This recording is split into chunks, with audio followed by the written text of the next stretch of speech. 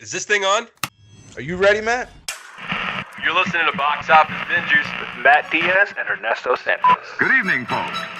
We have a wonderful evening's entertainment lined up for you. We know each other. He's a friend from work. Box Office Bingers.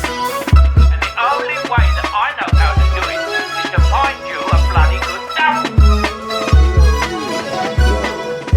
He's my friend. I don't have friends. I got family. I can do this all day. You know, if you put your mind to it, you can accomplish anything. Hello and welcome to another episode of Box Office Bingers.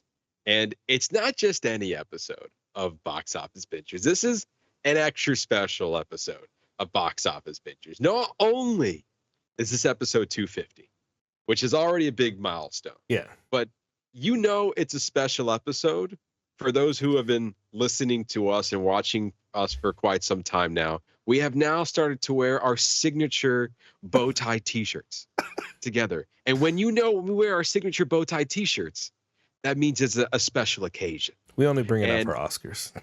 Yes, and we did it for our 5-year anniversary, and I think we brought it out one other time. That's right. But for special occasions. So not only are we celebrating 250 episodes, which is crazy to think about, but also for the last month and a half, Ernesto and I have been doing what's called the Oscar Death Race. And that means that you watch every single Oscar nomination that has come out, or all the Oscar nominees. You watch every piece of content that is nominated for the Oscars. And this year, there were 50 films that were nominated this year, and we have watched all of them. And now we are doing our annual Oscars predictions episode. That's right. And that is just so exciting to hear. Just that this is probably the most work we put into one episode all year. Yeah. It most definitely is. And once again, I feel like a broken record. Every year I feel like we get a little bit more prepared. But this year, like for sure, we're the most prepared. We're more than a week out and we're done. And even going into it, we had already finished with like 8 out of 10 of the best picture nominations. Like our list, I felt like our list was very small. We got to spend more time focusing on all the shorts and the documentaries this year, which was good this year because we were able to knock those. At least for me, I knocked those out first, get those out of the way, and then I was able to. It was much easier for me to digest, get them whatever few movies I had left over. Yeah, especially with the documentary shorts and sometimes the international feature films, they can be a little dense and the subject matter can be a little heavy. So, and even some of the shorts, the subject matter are heavy. So it's nice to it feels like it's a process and a journey that we had to go through. But yeah, we did it, and this is now our, I think, 3rd year attempting it, but I think last year was the first year we did it successfully, that we were able to watch everything that was nominated. Yeah. And so now this year, going into it, knowing that was the plan the entire time. And for the last, I would say, since our 5-year anniversary, which was episode 240, right? The last 10 episodes that we've done since then has been primarily, whether we knew it or not, Oscar-related content. Yeah, because we set it up so and it's really you this one's on the short list. This one is probably going to get nominated. So it's like you kind of already carved the path, and then we happen to be right on most of them. You're not wrong. Really, after we celebrated our 5-year anniversary with episode 240, and since then, episode 241 was Emilia Perez, 242 was Wicked, 243 was Gladiator 2 and Moana. Even though those weren't nominated for big awards, Gladiator 2 still got a nom for there. Episode 244 was Conclave and the Substance. Episode 245 was Nosferatu. 246, A Real Pain. And then really it was episode 247 when the Oscar noms officially dropped. And that's when we started really fine-tuning the last 3 episodes that we did. So episode 247, we covered A Complete Unknown and The Brutalist. Episode 248 was Nicka Boys and I'm Still Here, which was the last of our Best Picture nominations. And then last week's episode, we covered a lot of the nominations, including all of the shorts, the documentaries, and we wrapped up our international feature film selection in addition to our animated feature films nominees. So like, we've been like, without really knowing about it, we've been covering this for the last 3 months now of all this Oscar content. So like now that is culminated to this episode. So if you're new and you're just tuning in for this one, you're kind of getting the Super Bowl of it all, of all the hard work we've been putting into. But rest assured, if you do want to listen to our other reviews, do that. The last 10 episodes we've done, Ernesto has put together a playlist on our YouTube channel that covers all the Oscar content. Yeah, you'll be able to just click on there and it's all curated for you. Just anything that's nominated for this year's Oscars will be in that playlist. So, and then even stuff that we reviewed months ago, like probably the earliest one will most likely be Dune Part 2. Yeah. We have The Wild Robot we covered in one episode. Inside Out 2 we've covered another episode. I might be missing a few, but yeah, I mean, we've covered literally everything with the exception of 6 films that we will talk about as we go over our Oscars predictions episode. So like, yeah, this definitely feels like that all of our hard work that we're putting into has now given us a very clear, defined, like we have things to say about every nomination. So it's not like we're guessing or like, oh, I can only comment about 2 out of the 3. No, we can say that we can confidently say we've seen all of them and have a good educated opinion as well as a good educated guess on where we might land this Oscar season. And yes, I'm actually crazy to say, like, this is just crazy to say that we don't have a clear front runner on almost any category. Yeah, not like I felt like there were like the past 2 years, like even if we hadn't seen everything, like we knew more or less that, I mean, we knew Oppenheimer was going to win Best Picture, like, yes, without a doubt. Like just certain ones it was a quick. I'm very curious on some of your picks this year. So yeah, and I've been reading the tea leaves, not the rumors, but like the other predictions. I've been reading certain articles, and I was like, okay, I can see where the favorite is, but I don't know. Like you look at these other award shows, and they're making some decisions I didn't think they were gonna go, and so like there's so much to, like there's so much uncertainty here, which makes watching the Oscars this year so exciting. That's true, because it's not like we're saying like, oh, all right, well, no, not in the winner is yep, we knew that one, check, yeah. Like it's gonna be a little less boring and makes it more like what?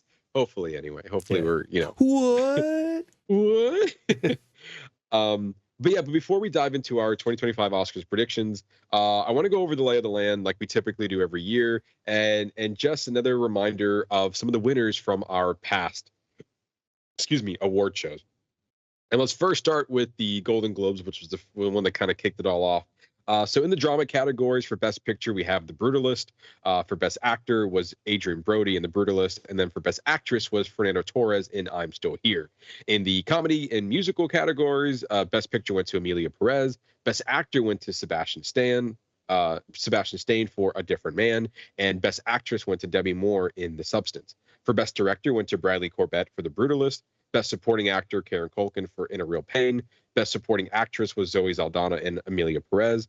Best Animated Film went to Flow. Best Picture Non-English Language went to Emilia Perez. Best Screenplay went to Conclave. Best Score went to Challengers. Best Original Song went to El Mal from Emilia Perez. And for the award that makes no sense, Best Cinematic and Box Office Achievement went to Wicked. So that is your movie, and all these are just going to be movie rundowns. We're not talking about the TV winners, but just for the sake of seeing how the other award shows fared and how we're going into our predictions and see how that works out. So moving on to the Critics' Choice Awards, Best Picture went to Honora. Best Director went to John M. Chu for Wicked. Best Actor went to Adrian Brody in The Brutalist. Best Actress, Demi Moore in The Substance. Best Supporting Actor, Karen Culkin in A Real Pain. Best Supporting Actress, Zoe Saldana and Emilia Perez. Best Acting Ensemble went to Conclave. Best Animated Feature went to The Wild Robot. Best Foreign Film Language went to Emilia Perez. Best comedy was actually a tie between A Real Pain and Deadpool and Wolverine. Best original screenplay went to The Substance. Adapted screenplay went to Conclave. Best cinematography, Nosferatu. Best editing, Challengers. Visual effects, Dune Part 2. Original score, Challengers. Original song, El Mal and Amelia Perez. Best production design went to Wicked. Costume design went to Wicked. And best hair and makeup went to The Substance. What I find interesting that a lot of the winners on some of these awards are nominations that are not in the Oscars. So just to reiterate, the Golden Globes and the Critics' Choice gave Best Original Score to Challengers, and that is not a nominated film for the Best Score category.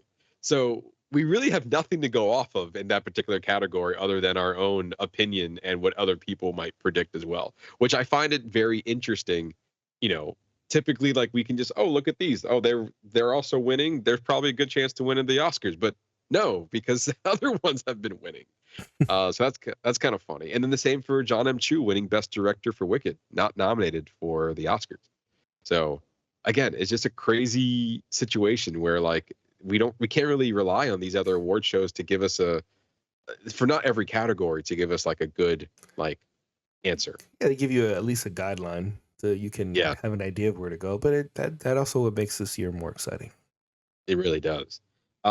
Screen Actors Guild Award winners, which just happened a few days ago.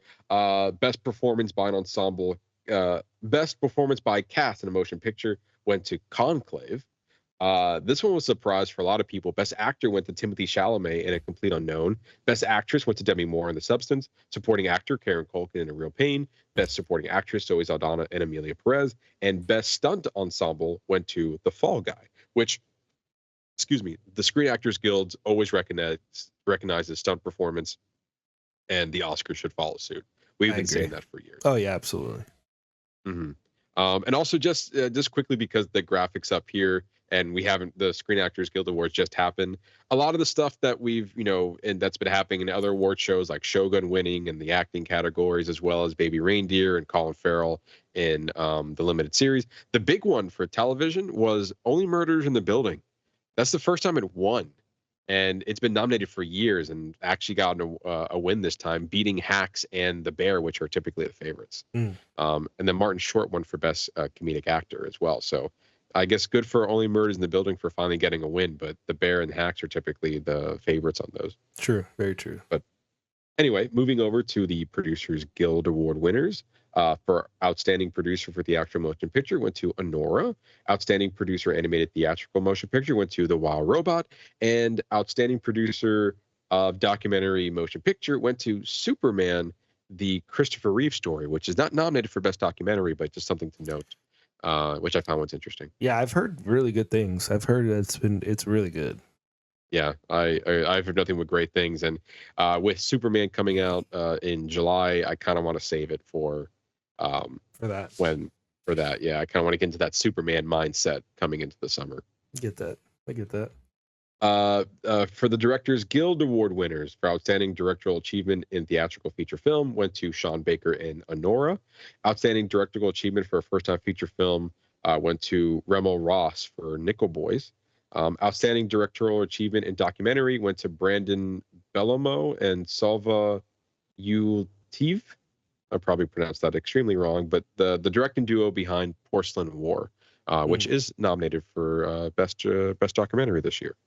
And then last but not least, we have the Writer Guild Award winners, and Best Original Screenplay went to Honora. Best Adapted Screenplay went to Nickel Boys, and Best Documentary Screenplay actually went to Jim Henson Idea Man, which is available on Disney Plus, which I had a chance to watch, and it was actually a really good documentary. A good overview if you're not familiar with Jim Henson's work.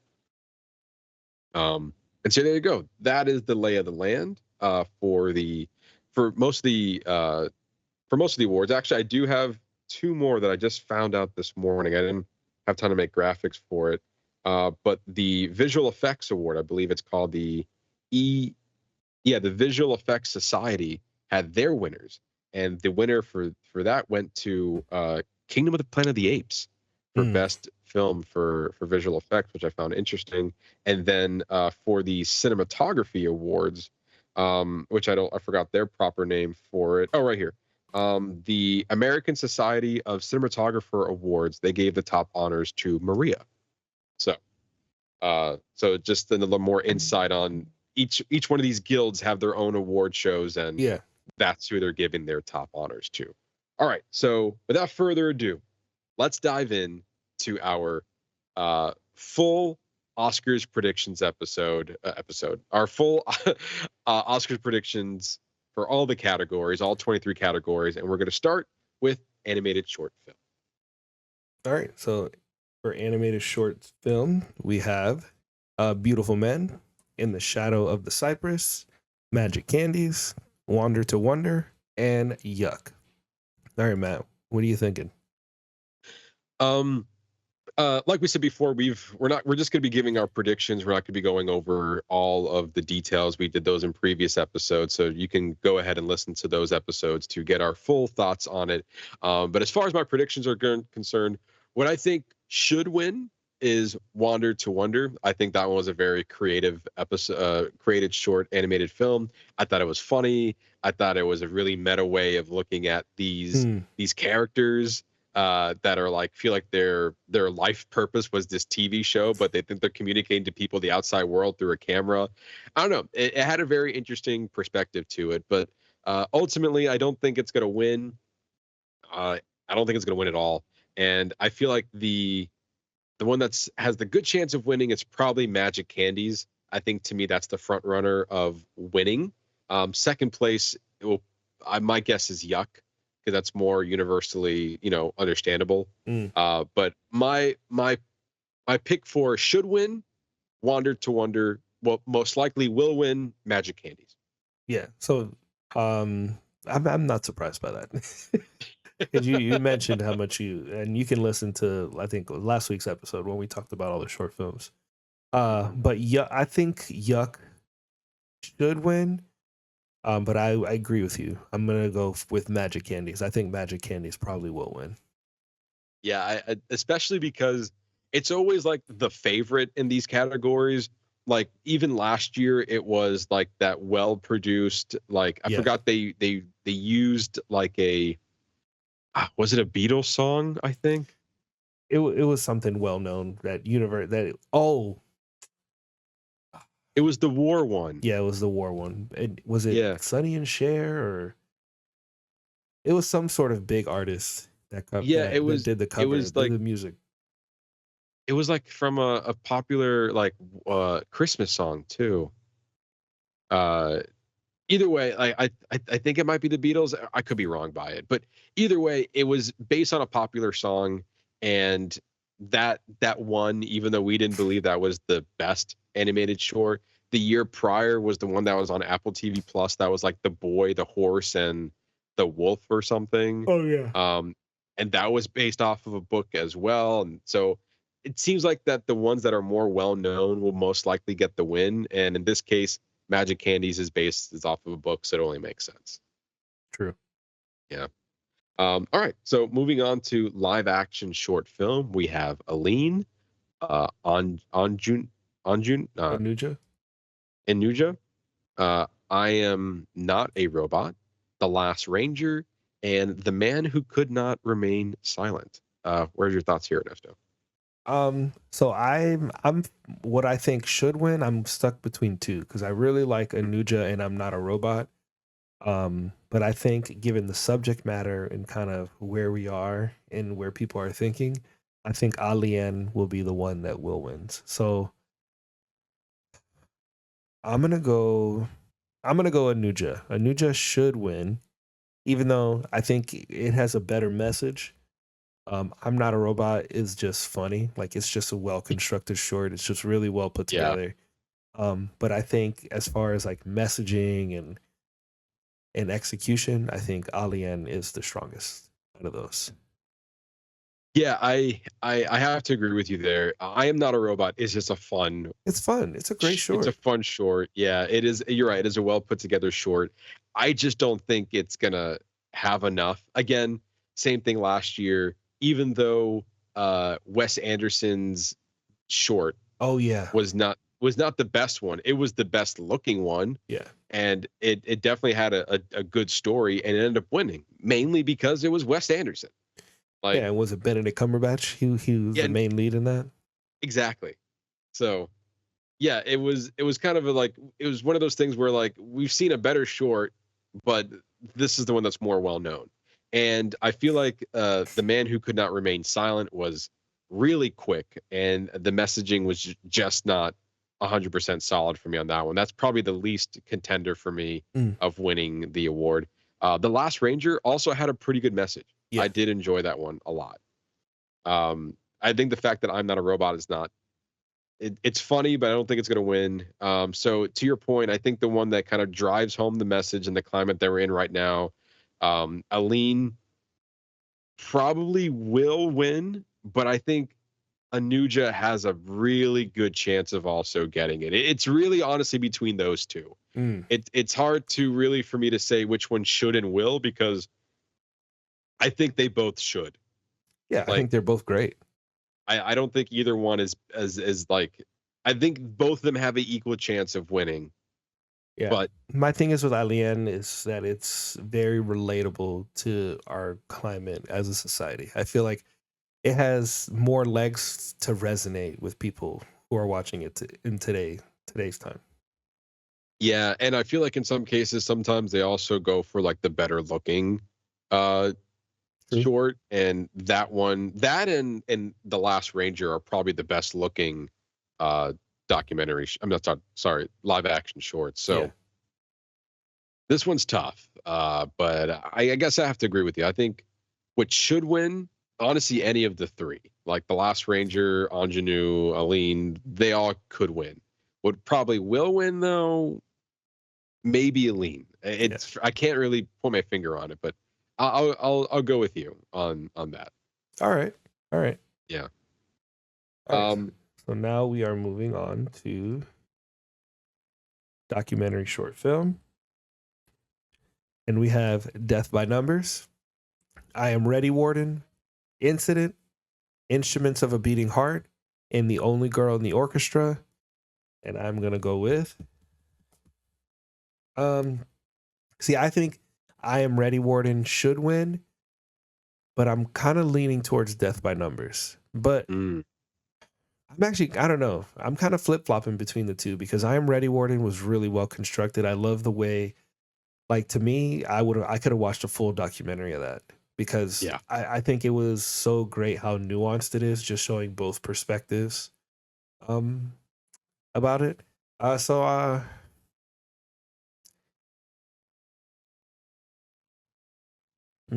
gonna go with I'm Ready, Warden. Should and would. I'm gonna lock it. Should and will. Yeah, it's kind of funny because honestly, in my opinion, and I agree with you, it's really down to those two. Yeah. I Am Ready, Warden, and Death by Numbers. The other ones, especially Instruments of a Beating Heart and The Only Girl in the Orchestra, they're fine documentary shorts. Yeah. They're highlighting a very specific thing in their respective documentary. But it doesn't hold any weight to the other ones. Incident, I feel like, was poorly done, in my opinion. I don't know why that one got nominated. Good subject matter, but just terrible execution. Yeah, you're right. The subject matter, I understood it, but like just using police, like street cameras and police footage is like, I don't know about that. What are we doing? And so I think ultimately for me, what actually has a nice, well-rounded story and also shot really well and made me think about it a lot after the fact was I Am Ready, Warden. Like, that was the first one that I watched, and I'm still thinking about it. 100%. I kind of wish I had watched it last because it was just so good. Like, I was like, I watched that one. I go, wow, the rest of these are going to be like amazing. And I mean, they were decent, but they were nowhere near as good as I'm Ready, Warden. Yeah, and I think Death by Numbers had a powerful message, but agree. also in a way it felt incomplete. Like the documentary only went for as far as the story is as allowed for that time. Like eventually you have to have a stopping point. And it's kind of like with this documentary short and all the other ones in the documentary feature categories, it's like, here's this thing that I'm dealing with in this awful situation. and the resolution is that it's still ongoing. I'm still dealing with it, but here's my story up until this point. And I feel like with I Am Ready Warning, it was a complete story Yeah. within it, and it just, like I said, it just makes you think. So for me, I'm in agreement with you. I'm gonna lock it in as should and will win. I Am Ready Warning. That's the one that just stuck with me the most. Same. Cool. Moving on to best visual effects, we have Alien Romulus, Better Man, Dune Part 2, Kingdom of the Planet of the Apes, and Wicked. Before we dive into our predictions for this category, a movie we haven't talked about yet, Better Man. Let's quickly discuss this one. What were your thoughts on Better Man? I was pleasantly surprised at how much I enjoyed it. Like I kind of wrote it off because the reviews, and this is my fault because I guess I kind of fell into the review trap. Like I listened to the reviews, but then once I watched the film, I was like, this is great. Like to me, it was an interesting spin on biopics, like on musical biopics. Like, yeah, we get the musical numbers, but it's just something different. Like, yeah, putting him as a monkey, but like, even when I saw the trailer, I understood. I was like, oh, like that's how he sees himself, as you know, and society will just see him normal. But then the way it played into the different musical numbers, I'm not gonna lie, I really enjoyed some of the visuals. Like to me, like the when he's singing and he's about to go into the bus, and then he crashes in it, the way, just the transition they use to get him into the water, it just seems so seamless. Like it just worked so well. The musical number after they got signed, after the boy band got signed and they're dancing in the street, it's like this is incredible. This is really, really good. I thought at the end when he brings his dad on stage, like I teared up a little bit. I thought that was a beautiful moment within the film. I really, really, I enjoyed it way more than I thought it was going to be. Yeah, so I knew that this movie was well reviewed, just poorly done at the box office. Yeah. And it didn't do well overseas either. And I'm trying to pull up here we go. That's what I was looking for. So woof. Okay. So the movie had a budget of $110 million. Yeah. Well, so visual effects will cost you. Which in regard to the nominees, to the nomination, I think it's well warranted. I mean, it looked, yes. I mean, just the amount of CGI that is in this movie, and just how seamlessly it's placed within. I thought it was really well done. Especially as your main character, like putting a lot of money into your main character being represented as a monkey or an ape. And so and he's always considered himself like I always consider myself an animal. And maybe in some cases that's how other people saw him as well. So you kind of bought into that reality, and you didn't really question it after that. No. Like it wasn't distracting in any way. And the visual effects in this film was done so well that it wasn't like, he's like, yeah, okay, I understand the gimmick, and then you just go along for the ride. And it was also introducing a person, Robbie Williams, I've never heard of before. Same. Which is probably one of the reasons why I did poorly in the box office, because people were supposed to like, oh yeah, you know Robbie Williams, right? No. Well, he's a monkey now. He's what? Yeah, he's an ape now, and you're gonna follow him in his musical career. Who? Robbie Williams. I don't know who that is. I'm not watching that movie. And that's how that's how it came about. And what's crazy is that this movie, like I said, had a budget of $110 million. It only made 20. Yeah, not great. That's a considerable flop. That's awful of a return. But also it was reviewed very well. It received an 88% on the critics and a 90% for the audience, according to Rotten Tomatoes. So I knew this movie was good. It just, people didn't go see it. Yeah. And that's the shame, because now after watching this movie, it's a well put together movie. And also for the director, Michael Gracie, who did The Greatest Showman, which was also another great film. Mm-hmm. He knows how to direct a movie, and he knows how to direct musicals. Yeah. So it's just sad that it felt like he put a lot of time and passion into this project, but didn't really get anything, monetary wise, value wise, box office returns on it. I mean, it costs too much to make. Really. I mean, Yeah, if this movie had been like, to be honest, I think even if he didn't include, if it didn't even include the visual effects and just had him as a person, like yeah, this movie still would have been really good. Like yeah. the It would have monkey been shit $50 was million. like the monkey stuff was just like a nice added layer, but Yeah. the movie itself, the story is really good. It was very good. Yes. I was intrigued all the way through. I thought the music was good all the way through. Um, so imagine if this movie had like a $3 million budget or $5 million budget. It would have done really well. Like we would have been Yeah. talking like an actual like real success for this film.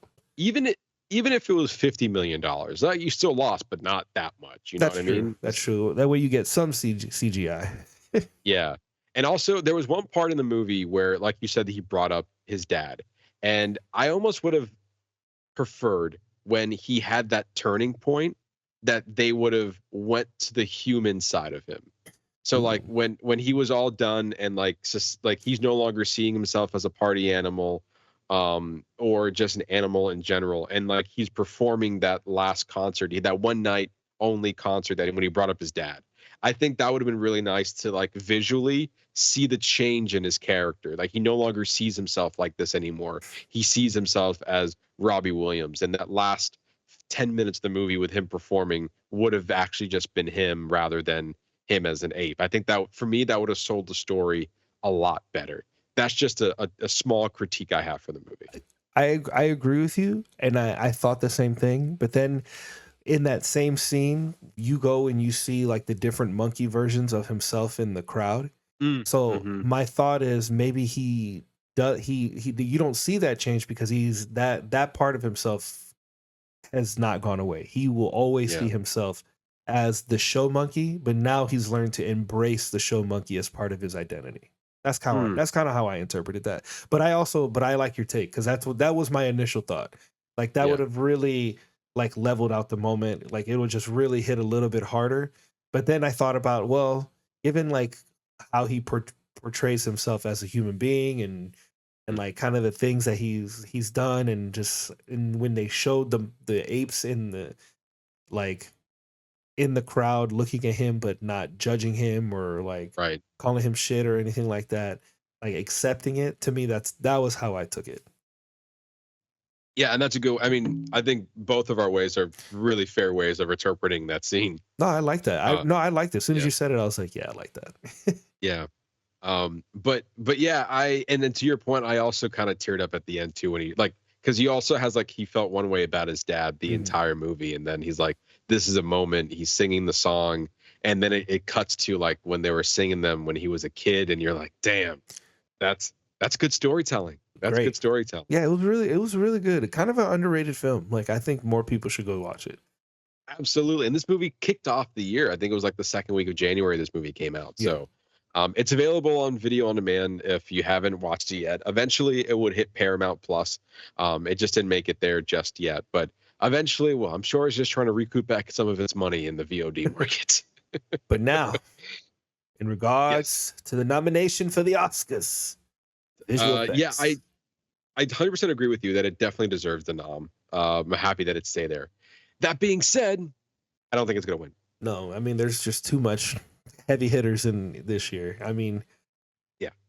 Uh, I mean Alien Romulus, Better Man, Dune 2, Kingdom of the Planet of the Apes, Wicked, all of these are strong contenders. Yes. For me, it only comes down to two, in my opinion. Okay. For me, I think what should win is Kingdom of the Planet of the Apes, because the apes have been missing this award for years.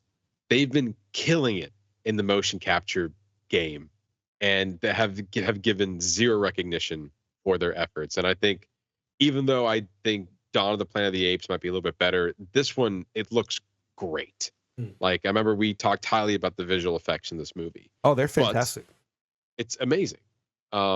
So I think that movie should win. What most likely will win, however, and also it rightfully so, is Dune Part Two. Yeah. So my should and would was Dune Part 2, but I was thinking I was thinking Kingdom as a close second, and then Better Man as a close third. But yeah, Dune Part 2. I mean, it needs to get the awards that really that movie should be nominated for, but that's a whole separate conversation.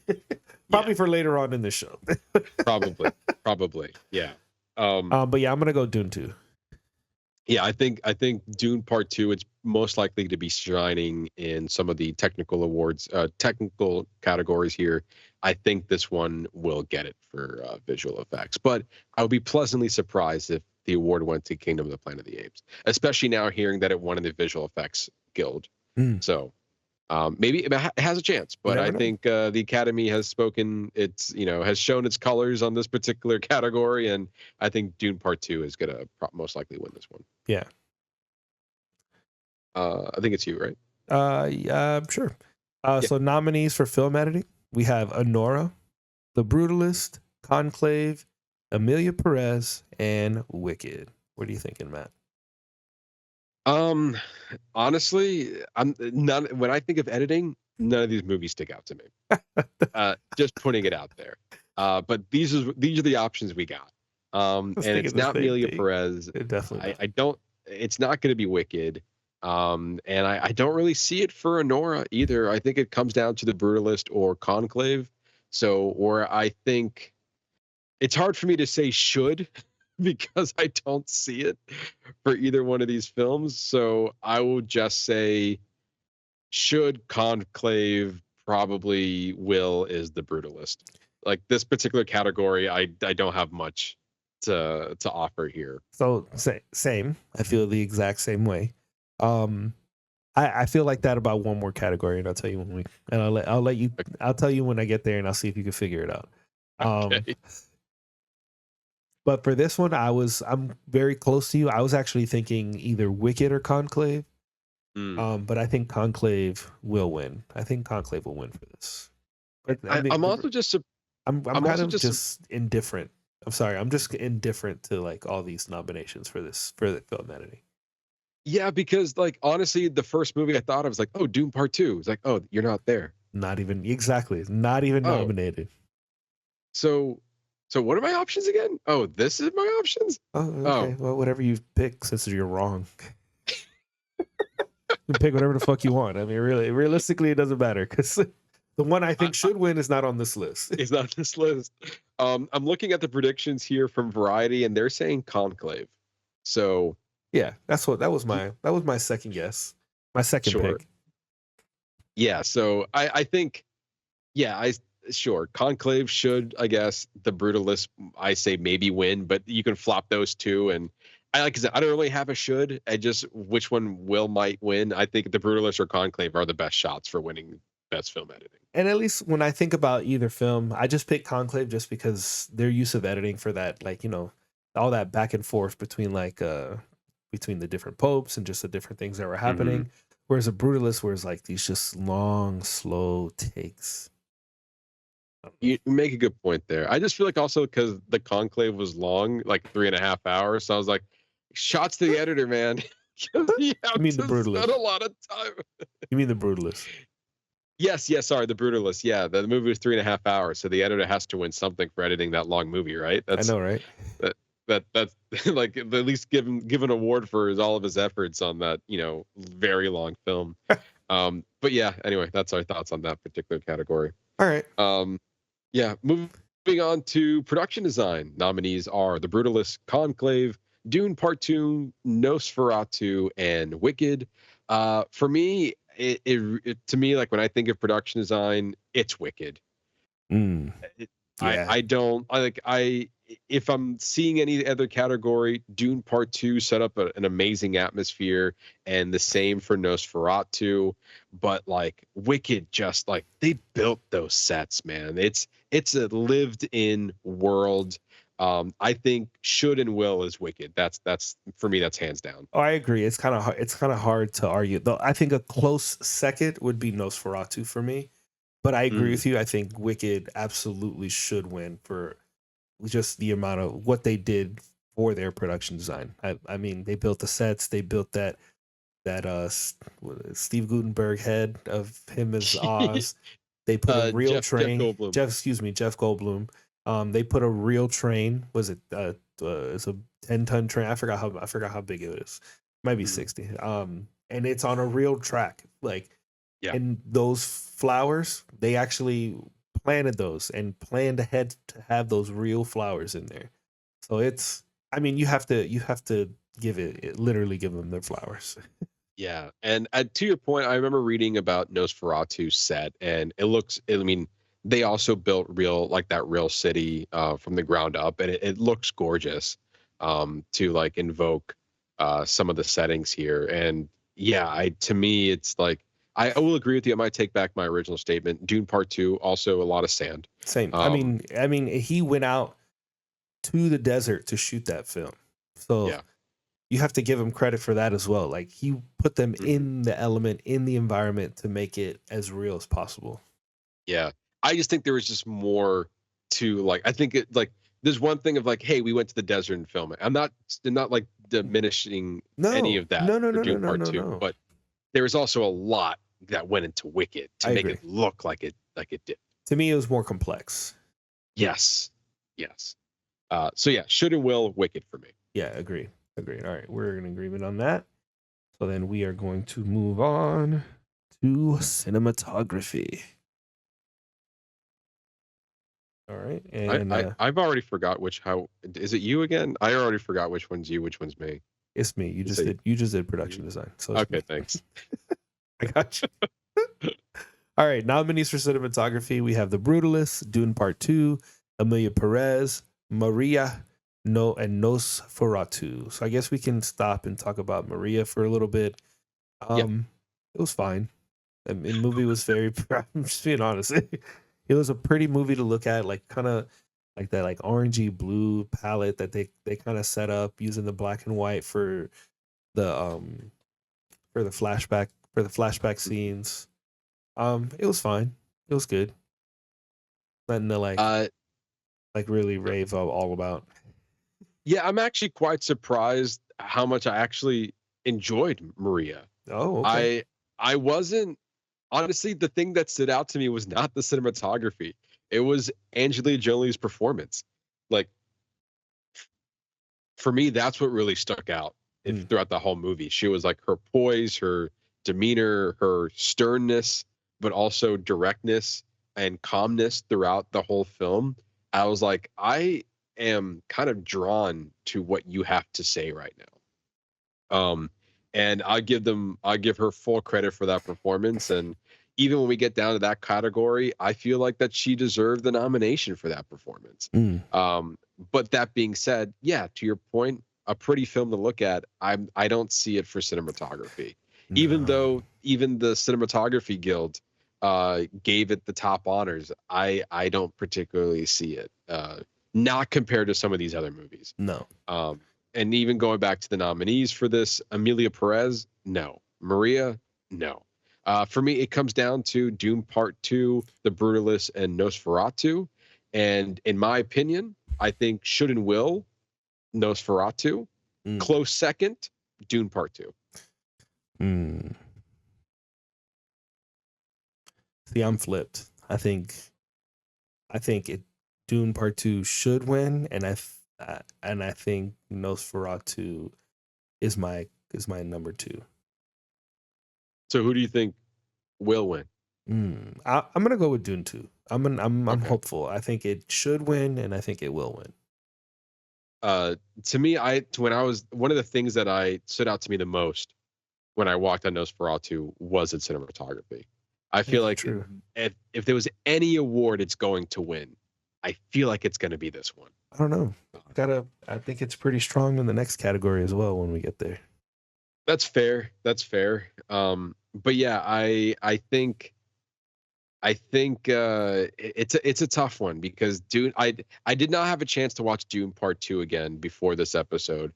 I wanted to just to kind of, refresh my memory because it's been almost a year now since we watched it.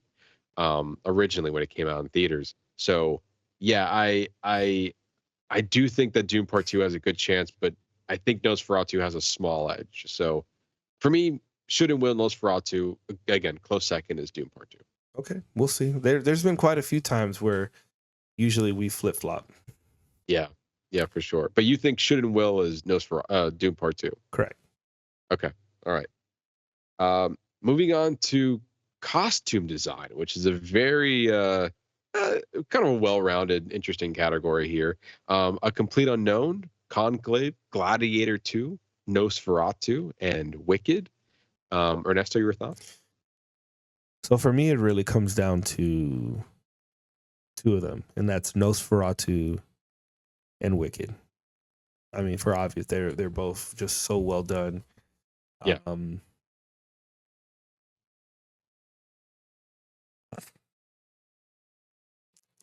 Yeah. Man, it's a little bit tough category. Yeah, it is. They're. I mean, even just picking between those two, like, it's really strong. So I'm gonna go. I'm gonna go Wicked. I'm gonna go Wicked for costume design. Yeah, I mean, I think all these, I am quite happy with all these nominations for this particular category. Strong. It's a strong category. I think if there was any quote unquote weak one, maybe Conclave, but also you got to give them credit for some of the costume designs they have for all the different popes. A Complete Unknown for matching the tone of the 70s and the 60s. Gladiator 2, Wicked, Nosferatu kind of speaks for itself on those period pieces.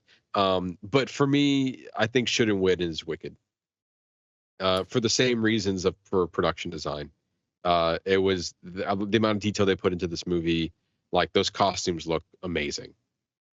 So, and there's just, again, like we were saying before, there's just so much more intricate and so much more that you have to do to make that world real. And I think within its production design and costume design, Wicked did a fantastic job making that world real. I think the next category is another strong category.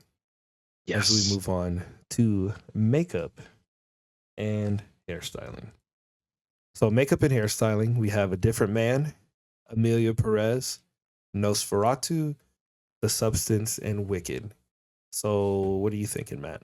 Well, I guess let's talk about A Different Man first, because that's one of the ones one of our ones that we forgot to pick up at the end. Well, we didn't forget; it just kind of got left for the end. Yeah, left for the end. Yeah, we had bigger nominations to get to first. Correct. A Different Man. What an interesting movie that was. Yeah, it was weird. It was a really really weird film. It wasn't bad. It was just weird. It wasn't bad. It kind of, in the sense, it was weird. Like, the substance was weird. I think the substance went over the line, as we discussed in that episode. Like, it crossed the line of, like, too much. I don't think A Different Man crossed that line, but it was definitely like, wait, what's going on? It was really interesting what they were able to do, just the whole concept of it all, and especially the scene where he's like ripping the mask off. It was like, what is actually happening right now? And then the way it ends, like, I don't know, it goes in a really fucking weird direction in the end. Yeah, I will agree with you. The ending was very abrupt. I was like, oh, it's over? Oh, that's a weird way to end the movie.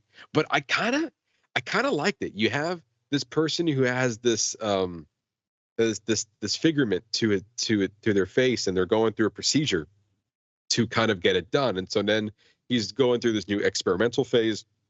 Eventually his disfigurement just peels off like it was a mask, even though it was, part of him this entire time. It doesn't really explain how his face turned out that way, because we saw an older picture of him and it was like normal, so to speak. And then all of a sudden something happened that we are unaware of, and then his face turned out the way it was.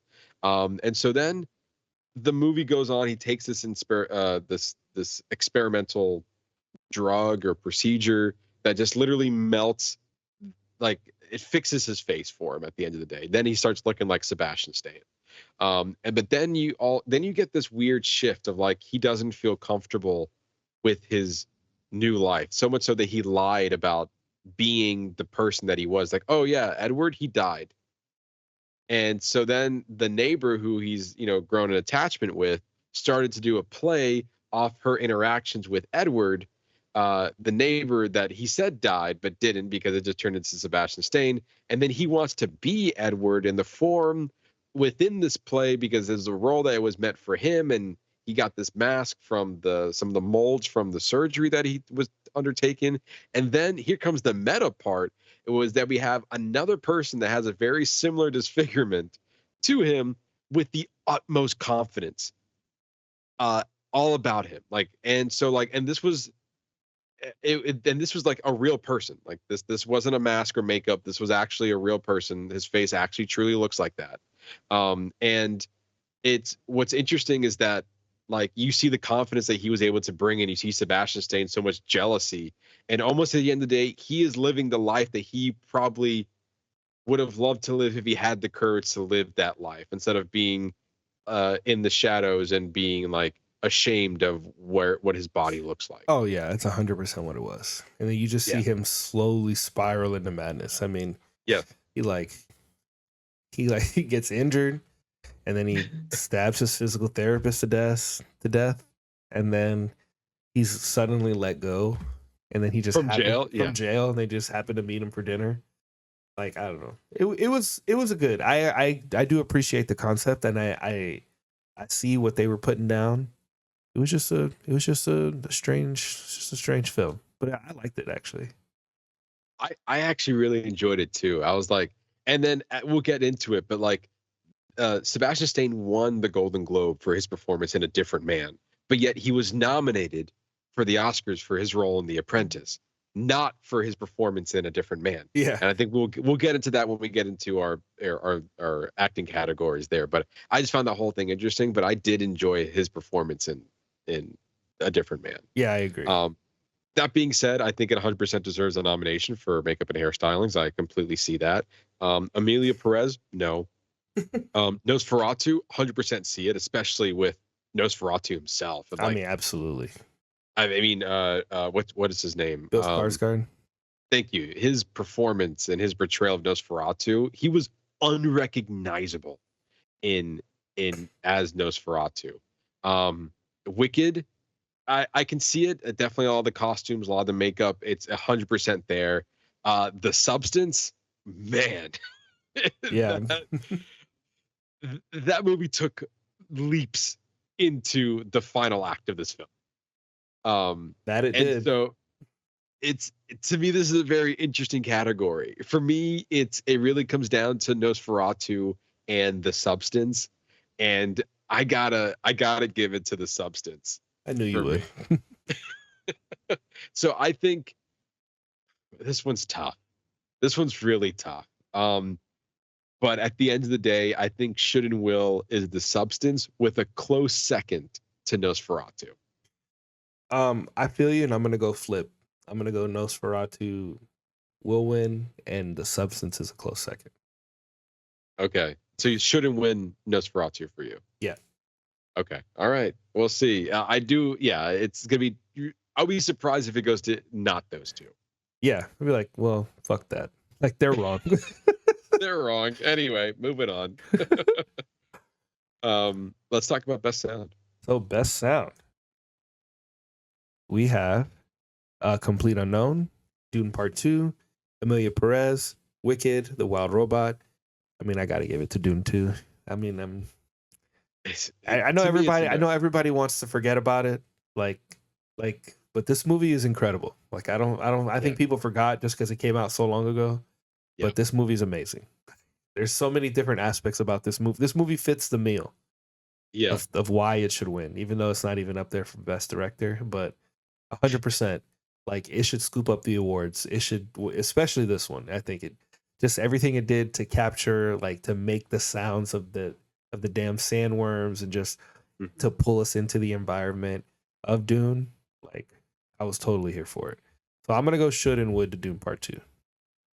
Yeah, and even though Hans Zimmer had nothing to do with the sound of this film, aside from actually writing the score, which he's not nominated for stupid reasons. If that movie can't be nominated for best original score, it's almost like, well, now you have to win for best sound. I don't think any other movie compares. No, that's nominated, in my opinion, for the level of, like, intricate sounds it was able to make. with this film. So I agree with you. Should and will Doom Part 2. It's really no argument here. Yeah. Moving on to Best Original Song. The nominees are El Mal from Emilia Perez, The Journey from 666-8, Like a Bird from Sing Sing, Mi Camino from Emilia Perez, and Never Too Late from Elton John, Never Too Late. So I kind of want to save our Sing Sing conversation because that's a movie we haven't talked about yet for when we talk about Coleman Domingo's performance for Best Lead Actor. But I do want to mention two of the films that are nominated here that we have not talked about yet. The 688, which was a great film if you haven't seen it. And it follows this all black female World War II, I guess, is that regiment? Regiment, like a yeah, group of female soldiers. Yes. Yeah. And these are all African American female soldiers that had a task to kind of fix the mail system that was being failed and not being distributed correctly. And the story kind of tells that. And it's a very uplifting story. And to my surprise, it was directed by Tyler Perry, which has his own stigma with the films that he writes and directs. But this one was really, really good. And then Elton John, he had a documentary on Disney Plus kind of highlighting some of his there's many documentaries about Elton John, but this one in particular kind of went over his like a kind of an overview of his career and his life and some of the big moments, in addition to where the new footage comes into play was like him preparing and leading into his final US tour and his final US concert, which was at Dodger Stadium, which is very known and popular for performing one of his biggest concerts ever. So he ended his US tour in 2022 at Dodger Stadium in LA, and they went over like leading up to it, and then we saw a few songs perform live at that concert. And so I had two like the movie was great, the documentary was great. So yeah, these are the songs that are inspired from it. But Ernesto, your thoughts on some of the songs here?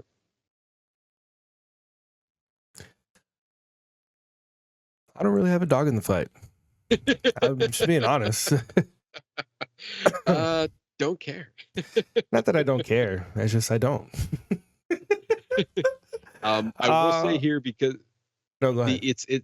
I will say that the favorite right now is El Mal from Emilia Perez, which is sung by Zoe Saldana, and it was around the scene where she was at that banquet, and she was like just running around from table to table.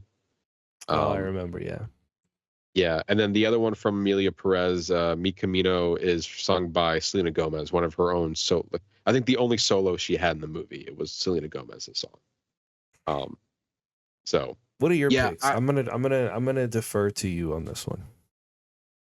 To me, I agree with you. There's not one that I fell in love with. There's like Never Too Late is, and the same for The Journey and Like a Bird. They're pretty much all very similar vibes of a song, kind of going over as like, it's about the journey, not about the destination. Like, enjoy the journey. The journey can be rough, but it meets you well at the end. Never too late. It's never too late to do the things you love to do. Like, okay, I get it. Like, these are pretty generic songs and the lyrics. Nothing really stood out to me in any one of these. And to be honest, without the subtitles and rewatching Emilia Perez, which is something I was not going to do, I didn't understand. Re-listening to these songs, I don't speak Spanish, so I don't know. I don't remember the songs, and I failed to either rewatch the movie or go look up on YouTube the English translations from the lyrics of these songs. But at this point, I'm really just deferring to what the predictions are saying, and El Mal seems to be the favorite. All right, I guess El Mal it is. I just want to verify that as well. I know I saw it here on the Variety article that best sound, visual effects, score, song. Actually, they're saying that the 888. The Journey from the 688 is now being predicted to be the favorite to win. So I guess between those two. Okay. I guess there's not really a should and will. It's just here's what the current climb is. So like, do you have a will? Do you have a? Did you listen to these songs? Did you have a favorite? I don't have a favorite. Yes, I listen to them. They're fine. I'm just being honest. Like, none of them really. Honestly, I remember like last year, I don't even. There was like a one or two that like really stuck out. None of them really stick out this year. Yeah. I did like The Journey. So if that's the favorite, honestly, I prefer that over El Mal. So True. like, Go with that. let's go with The Journey. Yeah. Journey for the win. Journey for the win. All right. This one's you. Yes. Nominees for Best Original Score. We have The Brutalist, Conclave, Amelia Perez, Wicked, and The Wild Robot. Ernesto, I'll start with you. Really, it should be Dune 2. Not on this list.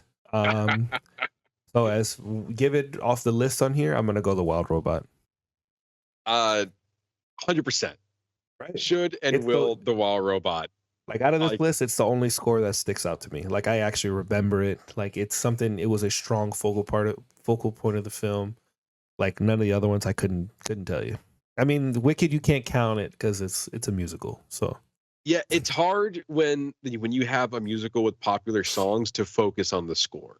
Yeah. It really is. And I did have a chance to listen to some of the more popular, like if you're on Apple Music, it'll star some of the most like played songs, and I listened to those, and they're good. But like I can hear the small tones of like Unlimited, and then instead of like you hearing it, it's like, and then you're like, okay, that's I that's get pretty that. good. Thank you. And so like you're hearing those tones, like, well, now I just want to listen to the music. I don't want to hear the score. So it's hard to kind of gauge with Wicked. I feel like they have an unfair task here, but I can understand the nomination for sure. Amelia Perez, no. It's I again with the whole Amelia Perez thing, I feel like it's a bold film in a lot of different categories, and we see that with all these different nominees and nominations. I can see it for the music because I did listen to a few of the same little snippets of their score, and it is a little bit out there. But to me, that doesn't constitute a win. Conclave actually stood out to me when I first watched the movie. I thought Conclave I thought it had a great score in it, and it just kept up the intensity of each scene that I was going into, and I actually really enjoyed it. And The Brutalist, there were two scenes that really stuck out to me, like at the very beginning where it was like, and I was like, oh shit, like that's pretty intense. And then the rest of it, I was listening, and it was like, I was like, what the fuck's going on here? And so like again, it very reminiscent to me of Poor Things, where the music was kind of all over the place, and I feel like sometimes the Oscars respond to kind of that wild, crazy music. But at the end of the day, when the music and the score could make me cry in the scene, that deserves that. It invoked that emotion within the scene, and that's what the music's supposed to do. Chris Bowers, I mean, we were heavily talking about the music when we reviewed The Wild Robot. So for me, should and will, The Wild Robot. Yeah, I'm with you 100% on that. Is this me or you? I think it's you. Okay. The guy I forgot this time. Yeah. At this point, we had a plan. We forgot about it. Yeah. So these are the nominees for documentary feature film. We have Black Box Diaries, No Other Land, Porcelain War, Soundtrack to Coup d'etat, and Sugarcane. I think Black Box Diaries should win, but I feel like No Other Land or Porcelain War will win. Maybe Porcelain. I'm leaning more towards Porcelain War. To me, Sugarland, Sugarcane, and No Other Land had a very similar vibe to me. Yep. Where they introduced a tragic event, the events that led up to this, the events that are happening now, and then at the end of the documentary, it was like, and it's still ongoing. I was like, okay. Well, damn. Yeah, not to diminish with the tragic stuff that's happening in your documentary, but you didn't offer me any resolution, even though there isn't one. But we just went through an hour and a half of you sitting there going over a few things, and then that's it. And, like, I don't know. To me, weren't very entertaining documentaries, and the fact that I don't think they're meant to be entertained. I get I feel like some of these documentaries are just be supposed to spread awareness, but at the same time, that doesn't make it a good documentary. Yeah, agreed. And so, soundtrack to can you say the name again? Coup d'etat. Soundtrack to Coup d'etat. Thank you. That one was experimental filmmaking, and I couldn't get heads or tails of what the fuck was going on in that film. So only for me to just read the description and to like do like a small little deep dive into, not deep dive, but a small like, what is this about? Really? Okay, they did a really roundabout way of showing all that, and the subject matter was really dense. So for me, what it really comes down to is Porcelain War and Black Box Diaries, and those, to me, I think those were the two documentaries that were the most well put together in production value as well as storytelling, and the way that it was put together.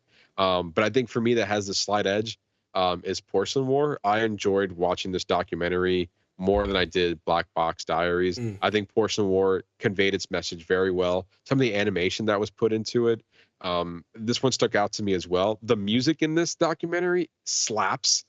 So I really enjoyed that about it. Again, some of the animation bits were really well told. I think their story was very moving in the sense that these were just normal people and forced into war, protecting their homes. And especially when they were going over their jobs, I think that really hit me. It's like, these are just normal people living their normal lives, and now they're holding guns and prepared to go to war without any real government on their side. They're going just so they can protect their homes. It's something really admirable. And yeah, I think it has a leg up because it won for best documentary in the Directors Guild. So for me, should and will goes to Porcelain War. Yeah, I think it is going to win. It's just based off the subject matter and just how well put together it is. I think I agree with you. All right. So now moving on to nominees for Best International Feature Film. We have I'm Still Here, The Girl with the Needle, Amelia Perez, The Seed of a Scared Fig, Seed of a Sacred Fig, and Flow. It's for me, it's unfortunate to say that I feel like Amelia Perez has a strong chance of winning this award based on everything that's been going on. But with its recent troubles and Netflix not really backing it, what was once a front runner is now maybe a far secondary option, but still in the race, is not like out of it, because it still has some room to potentially get the win here. I don't think Flo is going to take it, and not much is being said about The Seed of a Sacred Fig and The Girl with the Needle, even though I did enjoy The Girl with the Needle quite a bit, as well as Flow for different reasons. But for me, there's only one option here. It got nominated for Best Picture. That's also an indication of it potentially winning for Best International Feature if it's not going to win for Best Picture. Typically, ones that are nominated for Best Picture has a good chance of winning in some of the other categories. And so the fact that I'm Still Here also got nominated for Best Picture, I think that is the clear front runner in my opinion, as well as the better film out of all of the categories here. So for me, what should and will win is I'm Still Here. Yeah, I'm Still Here. Fantastic movie. I mean, a movie with a really sad story, but lends to really high rewatchability. Was fantastic, and it's warranted for all its nominations. Absolutely. But yeah, it's one of the last films we saw in this particular category. Kind of a surprise when it got the Best Picture nom, but then when we saw the movie, we're like, oh, 100% see why this film is here. And it kind of took me by surprise of how well this movie was put together, and the passion and the care, and like it kind of lingers and you're thinking about it, long after the movie was done. Yeah, this is no question. Out of all these movies, this is the clear front runner for me. Yeah, agreed. All right, now we are moving on to animated feature film. So that's Flow, Inside Out 2, Memoir of a Snail, Wallace and Gromit, Vengeance Most Foul, and The Wild Robot. For me, it's really only down to two, and that's Wild Robot or Inside Out 2. Mm.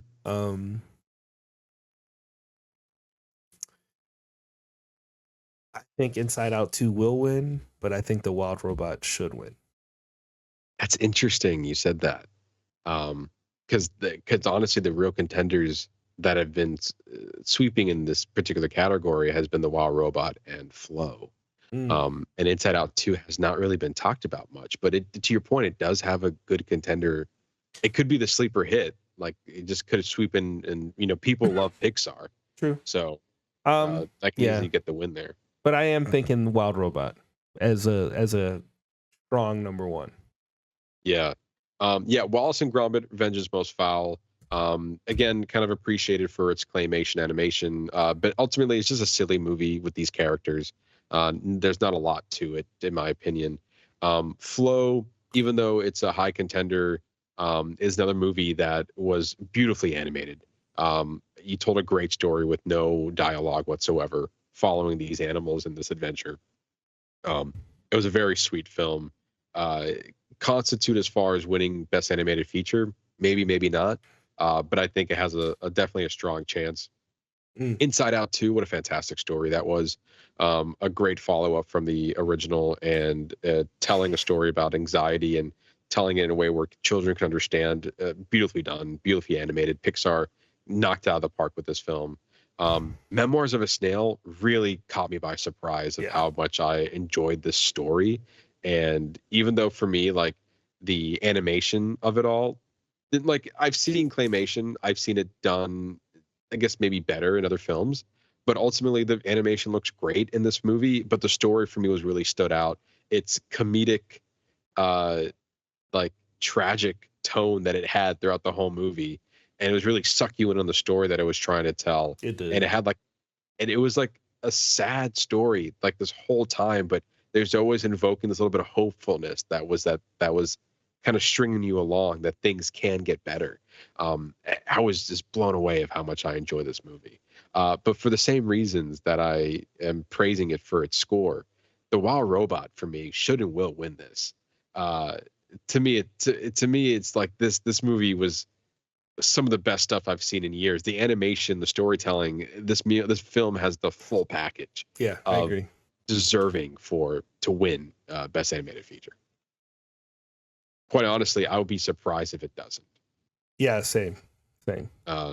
So yeah. All right, moving on to Best Adapted Screenplay. We have A Complete Unknown, Conclave, Amelia Perez, Nickel Boys, and Sing Sing. Oh, I totally forgot this movie was nominated for Best Adapted Screenplay. Let's talk about Sing Sing. I really, really love this movie. I thought it was really well done. I thought Coleman Domingo was absolutely fantastic. I thought it was great how they incorporated some, the real inmates who were a part of the program into they were actually in the film itself. And I'm a sucker for real footage being mixed in.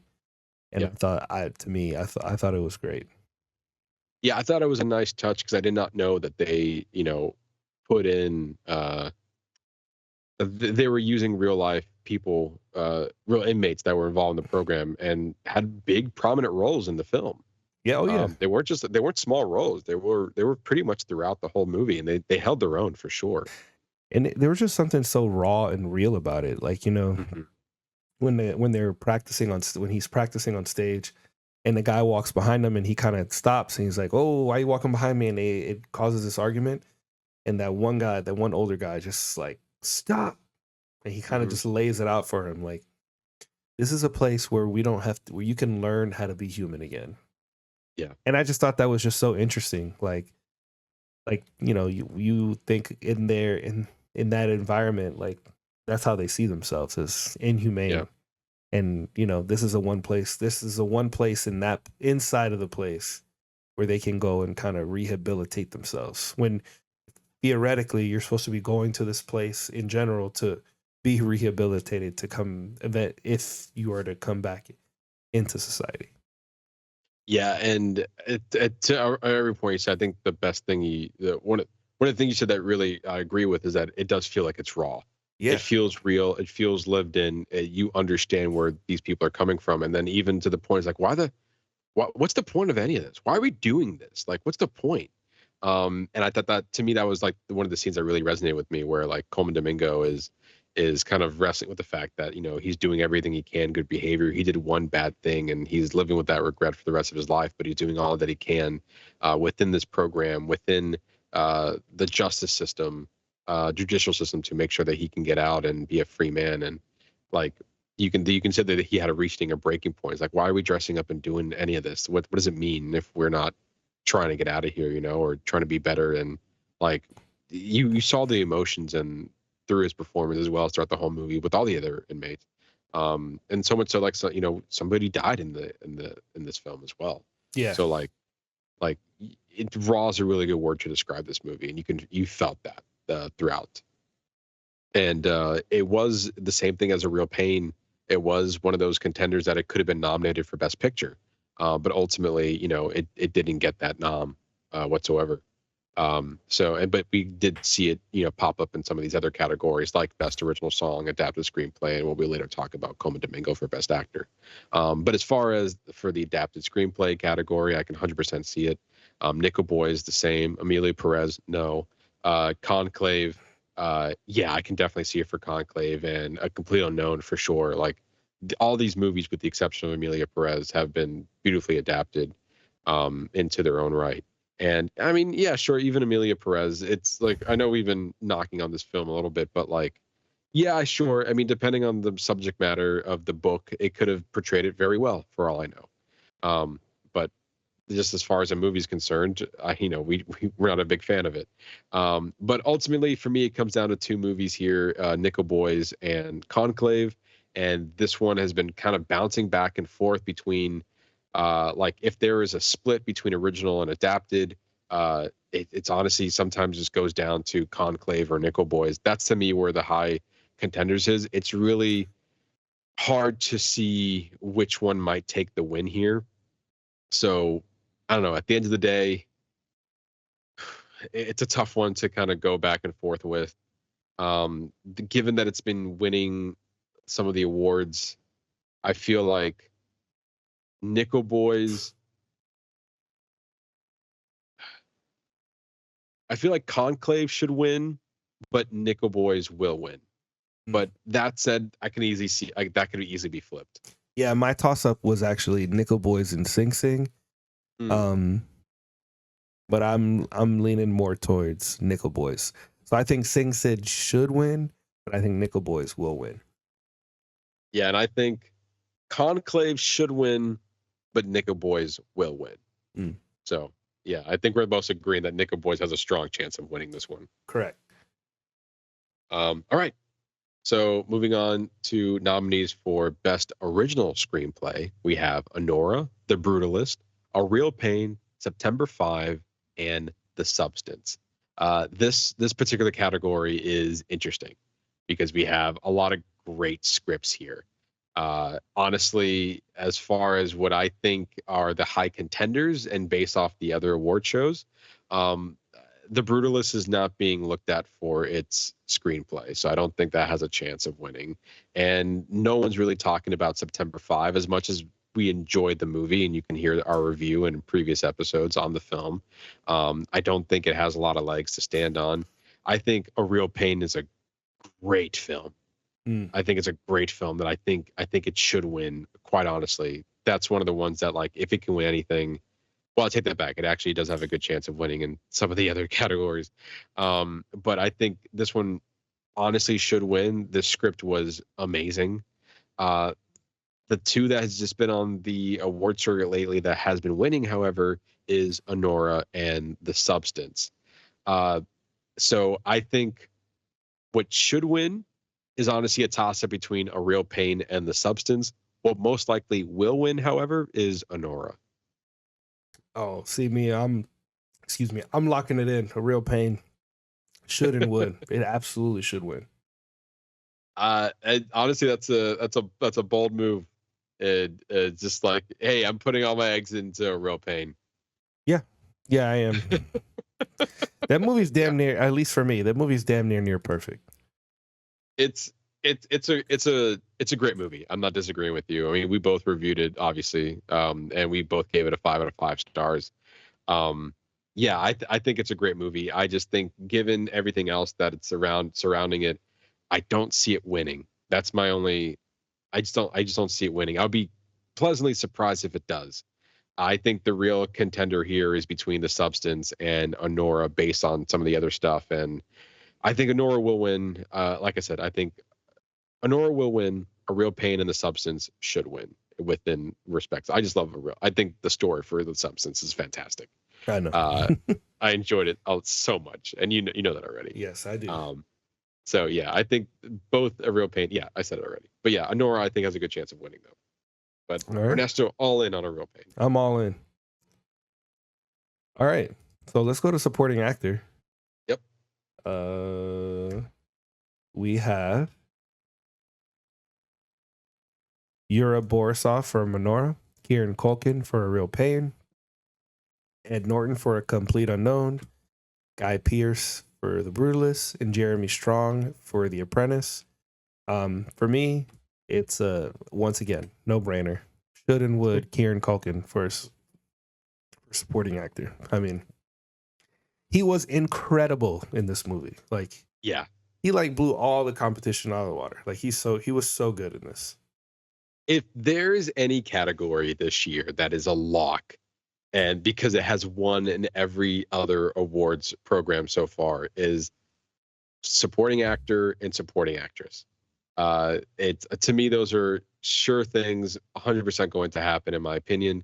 Kieran Culkin, his performance was absolutely amazing. Honestly, I think all the nominations here are pretty solid for Best Supporting Actor. I don't think there's a bad one in the bunch here. We were kind of making fun of, as well as praising, Edward Norton's performance in A Complete Unknown. It's a really good performance, and his cadence will be 100% memorable for me. Yeah, that'll be the main thing I remember about that movie. Yes. And I also enjoyed Guy Pearce's performance, as well as Yura Borisov in Honora and The Brutalist, for Guy Pearce and The Brutalist. We'll talk about The Apprentice in a second with Jeremy Strong, but Jeremy Strong had a fantastic performance in The Apprentice, in my opinion. To me, he was the standout in that. Out of anything in that movie, his performance for me is what stood out the most. Yeah, I agree. I agree with you on that. But yeah, to me, it's a no-brainer. Should and will is Kieran Culkin in A Real Pain. He's been winning in every award show, and he is by far, his performance in that film is bar none. Yeah. So with that, we'll dive into nominees for actress in a supporting role. We have Monica Barbaro in A Complete Unknown, Ariana Grande for Wicked, Felicity Jones in The Brutalist, Isabel Rossellini in Conclave, and Zoe Saldana in Amelia Perez. I 100% agree with every nomination that's here, with the exception of Isabella Rossellini in Conclave. For me, and we talked about this before, I just don't think she stood out in her role compared to the other nominations here, as much as everyone else has in their supporting actress role. I feel like that nomination could have gone to anybody else, really. I know we talked about some of the Screen Actors Guild. Margaret Qualley for The Substance. Yeah, oh yeah, absolutely, yeah. She could have Totally forgot about that. You're absolutely right. Margaret Qualley in The Substance 100% should have been there. Like, that movie is Demi Moore and Margaret Qualley. There is no Substance without those two roles. She was pivotal to that film, and she did a fantastic performance. Yeah, Margaret Qualley should have definitely been in this category. For me, it boils down to two, and that's Ariana Grande and Felicity Jones. And I think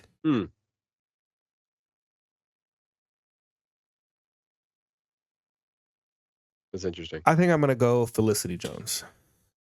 Wow, that's not what I expected from you. What did you expect? Not that one to be the one to win. Not from you. What is that supposed to mean? Would you think I was gonna pick Ariana Grande? Well, no. I mean, well, kind of, yeah. I mean, for Wicked. But yeah, I for some reason I didn't think you were gonna. Out of all the ones, I didn't think you were gonna pick out Felicity Jones in The Brutalist, even though her performance was fantastic. She was fantastic. I did like it. She was like one of the best things about that movie. I mean, her whole scene at the end. I mean, the whole turning point of the movie involving her. Yeah, you're not wrong. I mean, sadly, I do, and I think this one is warranted. However, Zoe Saldana has been winning in every category with the Golden Globes, Critics' Choice. She won Screen Actors Guild. To me, she's going to win for Best Supporting Actress in Emilia Perez. All right. That This is what I'm gonna go with. Zoe Saldana will win, but Felicity Jones should win. Okay. I want to think that this is going to be. So here's also my take. I forgot how everything went 2 years ago, but I remember there was one particular actress. I believe it was. I don't remember who it was, but she was winning in every single category. But you said it and you called it. That you said Jamie Lee Curtis should win for Best Supporting Actress at the Oscars, and she did. And she was the upset of the other person. I forgot who else were nominated that year, but she was winning literally in every single category. And then when it came to the Oscars, she couldn't secure it, and it went to Jamie Lee Curtis. And Jamie Lee Curtis did a fantastic performance. She definitely deserved that Oscar win. She was amazing in Everything Everywhere All at Once. So in the same fashion, my bets are going to Ariana Grande for Wicked. That was my original pick. That was my original. She was amazing, and when I walked out of that movie, her performance was one of the biggest things that stood out to me. I was like, "Holy shit, man!" She really went for it, and she was amazing in that role. So I think she should win. I think the Oscars are probably going to give it to Zoe Saldana and Emilia Perez. Okay. All right. I mean, if they're going to get anything, Ariana Grande should win. I want to be wrong, but the tea leaves are telling me that Zoe Saldana is going to take it. But I want to be wrong and say Ariana Grande is going to take it. Well, we'll see. We'll see what happens. All right.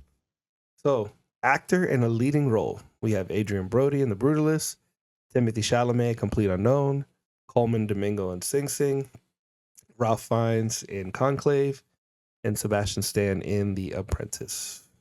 Let's talk about The Apprentice real quick. Your thoughts on the film? It was fine. I mean, out of everything, it just seems like that Sebastian Stan got his mannerisms done down pat very well. Other than that, I mean, it was fine. Like it was very forgettable. But their performances, I think that their performances were good. Yeah, I mean, I 100% agree with you. The standout in here for sure. To me, I think Jeremy Strong had a stronger performance in The Apprentice than Sebastian Stan did. Yes. I think there's an argument to be had of whether or not Sebastian Stan should have been nominated for A Different Man rather than The Apprentice. And I am one of those people that I agree that if he was going to be nominated for one or the other, it should have been for A Different Man. Yeah, I agree. And not The Apprentice. Yeah, I agree. To your point, I think he did the mannerisms of him very well, I guess, and the movie itself was fine. The movie itself was just okay. The performances were definitely the highlight. I'm not sure if they were Oscar-worthy performances. Like again, I can see it for Jeremy Strong. He did a fantastic job. Sebastian Stan, we literally saw another movie that's also nominated in some capacity at the Oscars, and that performance was definitely better. So much so that he won the Golden Globe for it. It is kind of weird to see that movie like nominated. So like people who are watching it, like it's like, wow, he was way better in this other movie, but he's nominated for this movie. Like when that other movie was, I think this clearly not that good. Like it was fine, but it wasn't great. Yeah, I think it's an interesting call to make here for Sebastian. Like that was an interesting nomination compared to everything else. Ralph Fiennes did a fantastic job in Conclave. He did I think his performance, Coleman Domingo's performance in Sing Sing, Timothée Chalamet's performance in Complete Unknown, even Adrian Brody in The Brutalist, all were fantastic performances. I 100% agree with the noms there. Honestly, it comes down to two performances that have been winning the awards. I think at the end of the day, which who should win is most likely Timothy Chalamet, and has a strong chance of winning too. But I feel like the Oscars are going to do what the Oscar does and probably give the award to Adrian Brody in The Brutalist. So I think who should win, Timothy Chalamet. Who will win, Adrian Brody. Yeah, I'm with you. I have the exact same sentiment. Mm-hmm. Okay. All right. Moving on to nominees for actress in a leading role. We have Cynthia Erivo in Wicked, Carlos Sofia Gascon in Amelia Perez, Mickey Madison in Honora, Demi Moore in The Substance, and Fernando Torres in I'm Still Here. This is a very interesting category because there's a lot of wins going all across the board here in some capacity. Cynthia Erivo did a fantastic job playing Elphaba in Wicked. Just so far, unfortunately, no love is going to her in the other award shows. So I don't see her likely getting the win, even though her performance was fantastic. Carlos Sofia Gascon, very similar to Zoe Saldana. Some of the best parts about Amelia Perez is within the performances. I'm not sure if we're going in Oscar nomination category worthy, but again, no one's really talking about her performance as much as Zoe Saldana's winning for her performance. So especially with all the backlash from her, I don't see the Academy going for her for the win there. So honestly, it really comes down to the last three here: Mickey Madison, Demi Moore, and Fernando Torres. Demi Moore has been crushing it so far in the other award shows, especially with the Golden Globes, Critics' Choice, and the Screen Actors Guild. And so I think it's a well-deserved win there. Fernando Torres won for the Golden Globe for her performance. And so I think she has a lot to likes to stand on there, a lot of love for her performance there. And it's very much warranted. Mickey Madison has been talked about definitely as one to maybe sneaking in and winning the award. She's been the favorite so far, but not winning. But even some of these predictions are still saying that Mickey Madison has a strong chance of winning as well. So it really comes down to these three. But ultimately, what it comes down for me is I think Demi Moore is going to win. I think she should and will win. A strong second is Fernando Torres, and I'm Still Here. So I agree with you, but I think Demi Moore will win, but I think Fernando Torres should win. Just because, like, I like what Demi Moore did with this fictionalized reality, whereas Fernando Torres had to pay respect and honor this woman's legacy and what happened to their family. And I just think she did that. She just did that so well. And it just resonated so much. Like, that movie resonated with me more than The Substance did. And that's because of her performance. I mean, I couldn't agree more with everything you just said. But I mean, I think Fernando Torres has a strong chance of getting it, that's why I think that kind of a toss up between them two. Yeah, I think she should win as well. I think Demi Moore is also going down the train of here's a seasoned actor, or a seasoned actress who is now getting a second wind late in her career, and very similar to Jamie Lee Curtis and Michelle Yeoh, she's finally getting the flowers that she deserves. And honestly, it tells a better story when like it worked out so well for Michelle Yeoh. I can see it again happening for Demi Moore, of her going down the same train of like, we're paying respect to an actress who's been around the business for years and years, and now we're finally giving her an Oscar for her performance, but not to undermine Fernando Torres' performance, which was also incredible. So it's a hard toss up here between the two. So I kind of agree with you in a way that I think both Demi Moore and Fernando Torres should win. I just think Demi Moore will win. No, yeah, I agree. I agree with you 100%. All right, the final two. The final countdown. All right. Nominees for directing. Sean Baker for Honora, Brady Corbett for The Brutalist, James Mangold for A Complete Unknown, Jacques Sadoard for Amelia Perez, and Coralie Farguet for The Substance. I'm gonna go with The Substance, actually. Only because, like, reading everything she did to just ensure, like, there were certain camera movements. I remember reading about that bathroom scene, how many different cameras they had to use, and just the complexity of having to shoot in the bathroom, and just around that two-way mirror and how she had to get certain cameras. She had to get specific cameras, specific lenses, and like she had to tie all these things together, and then they put together this very complex scene. The transformation scene is just so well executed, and regardless of how you feel about the film, it is greatly directed, and it is evident throughout the film. So I think should and would is going to go to her. Wow, I agree with you with everything you just said. I mean, I love this movie. I'm not hiding it at all, obviously. We know that. Yeah, I think this was a well orchestrated film. Same for A Complete Unknown. I think James Mangold put together a fantastic film. Yeah. You can even go for Jacques Edouard, who put together. It was a bold film to make, and I think it was done in a very directed in a very interesting way. Not saying a great movie at the end of the day, but definitely he made some swings in there, and obviously he's getting the nomination for it. So I can only appreciate for the big swings he wanted to make for it. He's not going to win, but I appreciate the swings that was made. And the same goes for The Brutalist for Brady Corbett. He has been winning in other categories, and I think his dedication to the film and the subject matter and the 3-act structure that was there also well orchestrated. But at the end of the day, I think what should win is the substance for all the reasons you said. But I think what might be a sleeper, I'm going to swoop in and take it, mainly because it won for the Directors Guild and it won for the Critics' Choice. I believe it won for Critics' Choice. No, it didn't. That was John M. Chu. Speaking of people who were not nominated, John M. Chu and Denis Villeneuve should be in this category.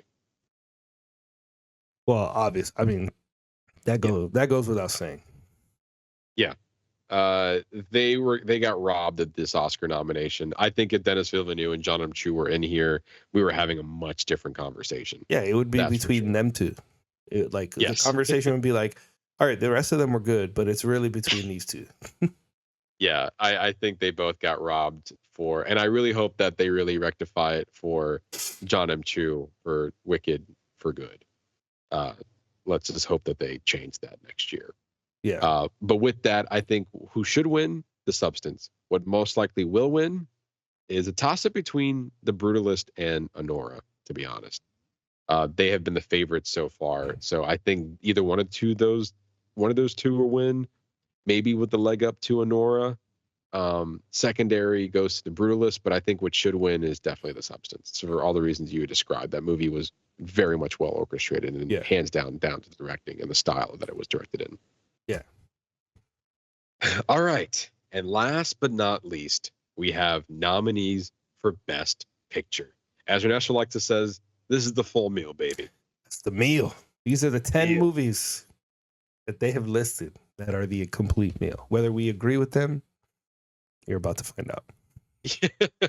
All right. So it comes down to Anora, The Brutalist, A Complete Unknown, Conclave, Dune Part 2, Amelia Perez, I'm Still Here, Nickel Boys, The Substance, and Wicked. So let's take some off the board as far as who do we think are the real contenders here. I've got a top 3. You got a top 3? Okay, I'm gonna take away Amelia Perez off the board. I'm gonna take Nickel Boys off the board. Yep. Unfortunately, I'm gonna take Wicked off the board. I don't think that has a chance of winning, unfortunately. Yep. As much as I hate to say this, and I know you might disagree with me here, before I get to that, A Complete Unknown, I'm taking off the board as well. I really don't see Dune Part 2 getting the win here. You shut your mouth. You shut your dirty mouth, Matthew. How dare you speak ill? I don't want to say that. It's just like you're right. So you shouldn't. So shut your mouth. To me, I think the real contenders here, I think what it honestly boils down to is Anora and The Brutalist are the strongest contenders of winning Best Picture, but sleeper hits could be I'm Still Here and The Substance. I'm sorry, I take that back. And Conclave. I think, the top 3 that most likely will win is Anora, The Brutalist, and Conclave. Sleeper hits are I'm Still Here and The Substance. That's where I land on it. Where are your thoughts, though? My top 3 are Dune 2, I'm Still Here, and Anora. Those are my top 3.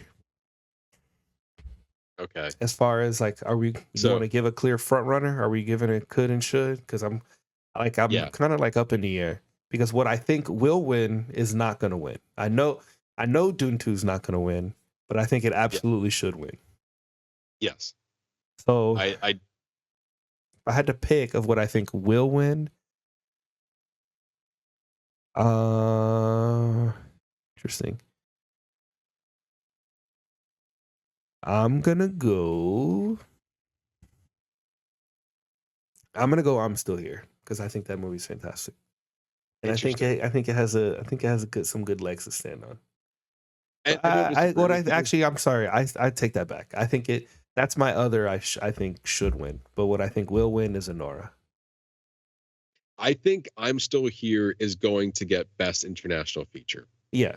So therefore, I'm taking it off the board of it potentially winning for Best Picture. Given just how everything else has been shaping out so far. Again, just a reminder, Best Picture and the Golden Globes went to Emilia Perez and The Brutalist. The Critics' Choice gave it to Anora. The Screen Actors Guild, their best cast performance went to Conclave. Producers Guild gave it to Anora.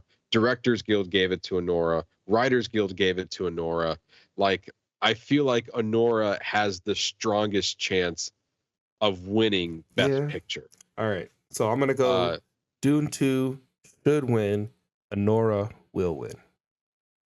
And I think The Substance should win, obviously. Obviously. I also think I'm Still Here should win. I agree.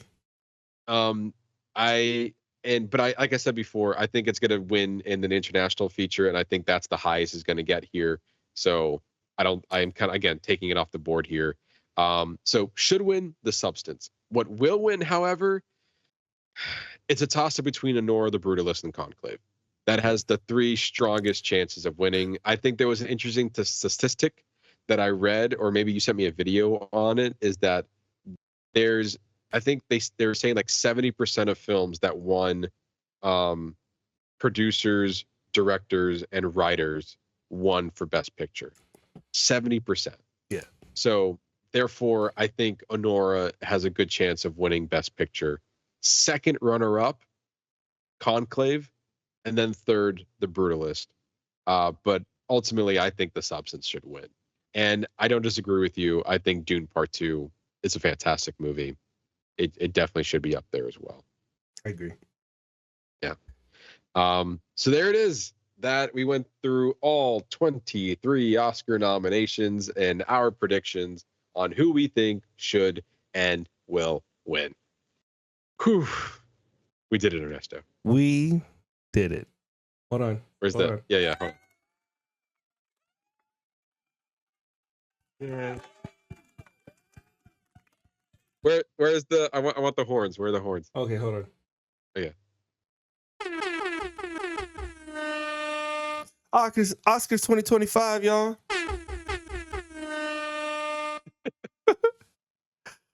Oh, I'm having too much fun with that. Yeah, that's how I feel. I mean, yeah, we can clap for it, but the horns is what kills it. So yeah, all that hard work, months and months of going into it, and honestly, it really boils down to this episode right here.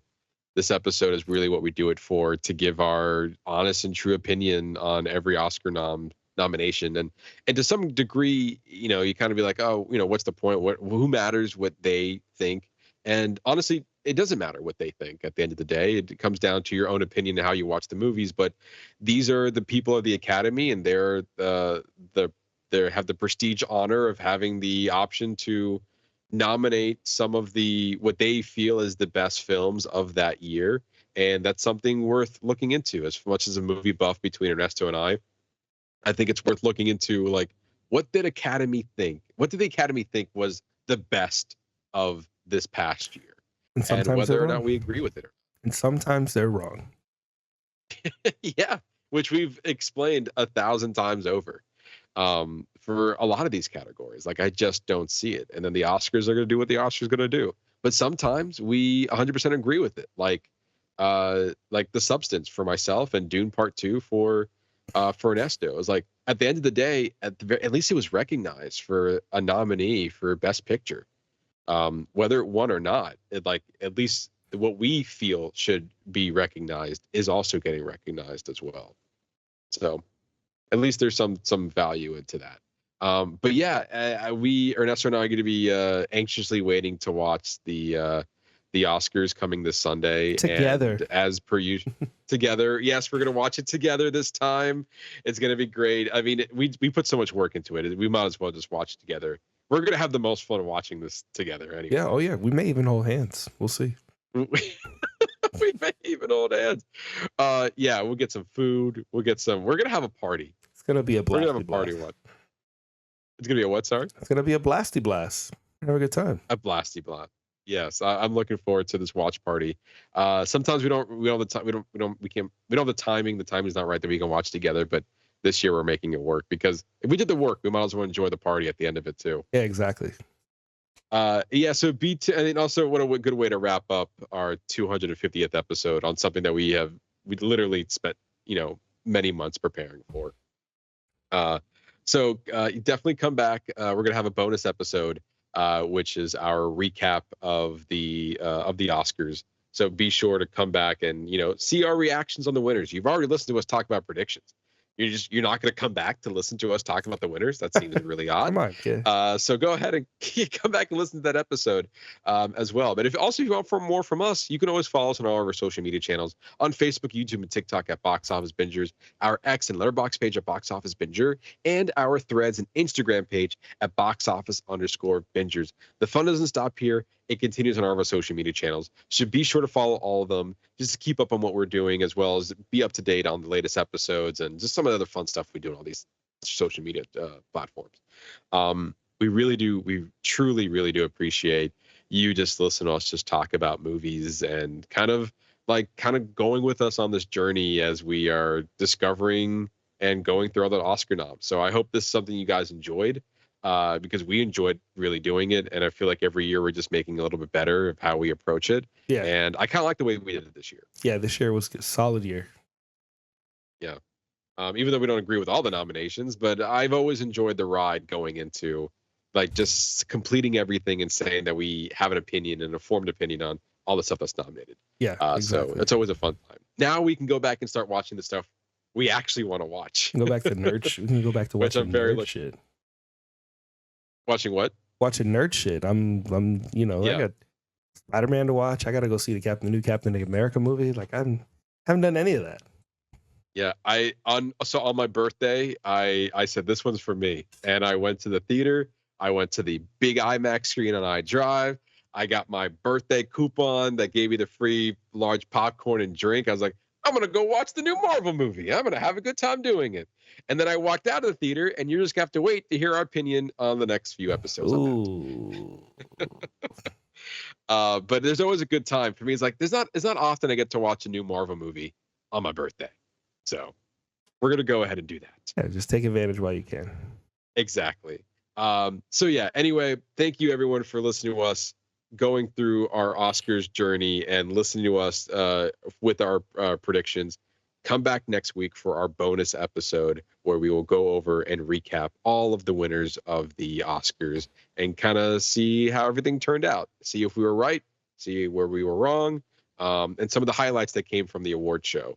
And that's always a fun episode we like to do at the kind of wrapping things up and officially ending our Oscars coverage and then having fun with the nerd stuff. Literally, with the next episode is going to be Captain America: Brave New World. So yeah, we're going right back into the stuff that we also love to watch as well. So again, thank you everyone for just listening to us talk about movies. Really do appreciate it. Come back next week as we wrap up our Oscars coverage. You're not going to want to miss it. And for that, I've been your host, Matt Diaz. Ben Ernesto Santos. See ya.